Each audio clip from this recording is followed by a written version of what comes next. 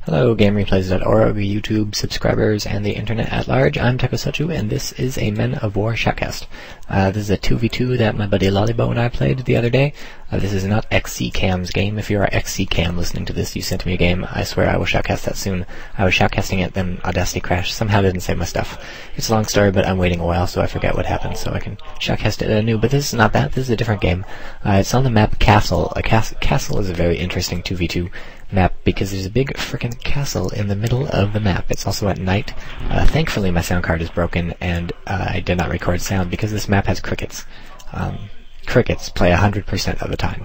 Like, the second the loading screen starts to the end of the game, you're just going to hear crickets, crickets, crickets, cheep, cheep, cheep, cheep, cheep, cheep, cheep, cheep, cheep, and I would keep replicating this, but I will take it for granted that you will someday play this map, try it out for yourself, and discover the joy of crickets. And, of course, joy, not the word that you'd want to use. I buy a Rifleman squad and split them up into two, pretty much a standard for me. I think pretty much anyone will tell you I should have bought a submachine gun squad. We were playing as the Soviets. The Soviets get Bapushka submachine gunners at the 71 gun, or 71 bullet clip, or 71 bullet magazine. I don't even know what the difference is, but yeah, those are fantastic submachine gunners. They put a lot of lead downrange, and those are typically very good. But I prefer riflemen because riflemen get to build breastworks. These sandbags that you see right now. Who's IMing me? Lollybo is IMing me. He's talking about paintballing. I am shoutcasting Men of War. Actually, maybe I am shoutcasting a Men of War game. It's that castle one at night, and I would also write some more stuff to him, but that would give away the ending. You also see in the middle I've got some riflemen. He's got chuck a grenade. If this works, I'm going to be happy. Those look like submachine gunners. We're fighting Germans. No, those aren't submachine gunners. Those are riflemen. What am I talking about? Of course those are riflemen. And blammo, right in the face with a Mauser. So there goes the middle. No more middle for me. I have a, what's it called? I have a rocket launcher infantry, and he's ready for any light vehicles or tanks that the opponent's going to throw at us. Probably going to be light vehicles, obviously, because this early in the game, not any tanks. Any tanks?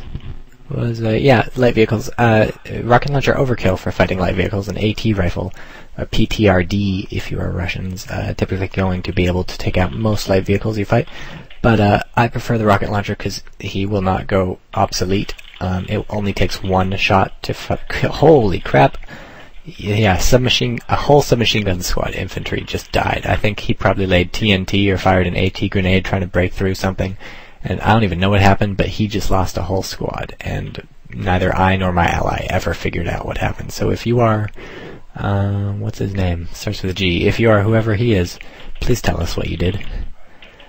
Epic throw. I'm not going to bother reading what me and my allies say to each other. If you can figure that out, that works too. These are submachine gun infantry right now. They come under fire and I immediately run away because he's dug in right now. He's behind sandbags and stuff. I'm not going to be able to take that head on. I'm going to let my little tank dude do everything and see how well he does. That's not my little tank dude, that's my ally's little tank dude, and I don't even know what the heck he was doing. Why did he just drive right into the enemies? I mean, that is asking for death. I don't care what kind of tank you have, you can't drive into the middle. What am I typing? You are worse than the Holocaust mixed with stale bread. Probably should have thought about this as going on YouTube.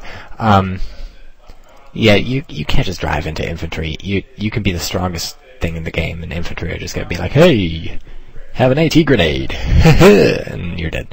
So you can't play brazenly. I mean, you can play brazenly in Men of War. You can make like offenses and stuff and thrust deep into enemy lines and be a manly man. But don't do it with anything expensive because it's mostly liable. It's gonna die. Is what's gonna happen. Usually in war, if you attack, you die. Sometimes if you defend, you die too. Pretty much you always die, and the trick is to make them die even more. Whoo, that was a flamethrower infantry, if you could not tell. Previously, you can tell now because he exploded. I'm not sure if that ever happened in real life, or if it happened, whether it happened much, but I can say that I very much enjoy it. And so I'm trying to move in right now. I've been trying to move in for a little while with submachine gun infantry on this castle. I guess the remains of a castle, I'm not sure. Very many castles were just 4 walls enclosing an open space with a fountain. But yeah, oh look, I'm typing something. They have the middle locked up tighter than a tight thing. Wow, my metaphors are just as good when I'm playing as when I'm shoutcasting. So yeah, they've got riflemen, they've got submachine gunners, and the worst thing, they've got machine gunners right there, in the back line in that castle, and in the middle in the castle. Those machine gunners cut down infantry. You ever see Saving Private Ryan or Band of Brothers or World War II in real life or something? I don't know. That's what machine guns are for. I mean, they suppress tons of people, but really, if you're caught in the open when a machine gun fires at you, you're just going to get cut down in seconds, cut to ribbons. It's brutal, and the same thing happens in Men of War. And I really don't have a lot of options because there's really not a lot of cover charging into this castle thing. My ally probably minimized or something. The game is paused while I wait for him to come back, and now he's back, of course. This is a good game. Nobody drops.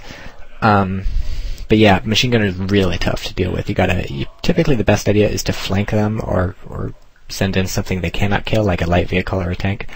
But yeah, a machine gunner, incredibly brutal. Someone like the Americans or the look at that guy. He's got an AT rifle. PTRD, trying to shoot the Panzer II. This is another reason I don't like the AT rifle, why I prefer the bazooka.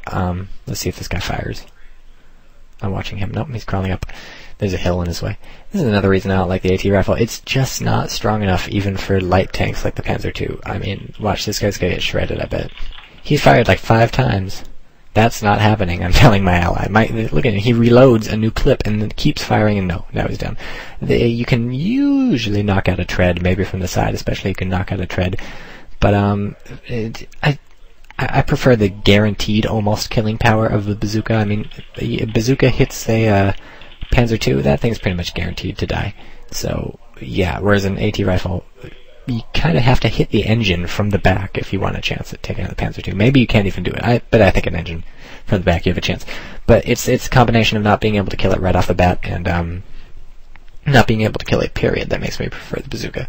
AT rifle does have some advantages. It has 5 shots in the clip. You can fire 5 times before you reload, whereas the bazooka, obviously you reload each time. And the range of the AT rifle is much better, and it does not leave a giant glowing trail of smoke between the firer and the person. You saw right now I put another guy on the tank. Most tanks, like, I don't know, let's say 90%, that's something I pulled out of my ass right there, but most tanks are going to come with 4 crewmen, or they're going to come with the main complement of crewmen, but they're going to have a gun on top, the pintle-mounted machine gun. That was used for shooting enemy infantry, and often they used it to shoot down planes, as far as I know, or at least they would try to shoot down planes. I'm not sure how much luck they had. Frankly, if my job was to sit on top of a tank and shoot down planes that were trying to bomb people, I would quit. But yeah, typically what I do if I'm using my tanks to fight infantry, like in this, where I bought the tank pretty much explicitly to shoot those stupid machine gunners, that's the entire reason I bought this tank. If I'm using my tank for that reason, I'll stick a guy on top, and I'll buy a tank crewman, and I'll stick one of them on top, because that pintle-mounted machine gun adds quite a bit of firepower. I think in real life, I heard once I was playing with maybe someone from GameReplays.org over the Ventrilo, or maybe someone from something off of, oof, there's my tank. I got Panzerfaust because I was being stupid. I heard that they really didn't use those guns much in real life, or they typically weren't manned all the time, because you just get shot. You were sitting on top of the tank with your machine gun, and the enemy would be like, you know what, I can't kill the tank, but you know who I can kill? That idiot sitting on top. So, apparently they weren't used very much in real life, and I can see why, because in Men of War, the life expectancy of that guy is like, typically 10 to 15 seconds once the battle starts, maybe, if that much. I mean, that's upper limit. But that's why you get 2 tank crewmen for 1 point, instead of just 1 tank crewman for 1 point.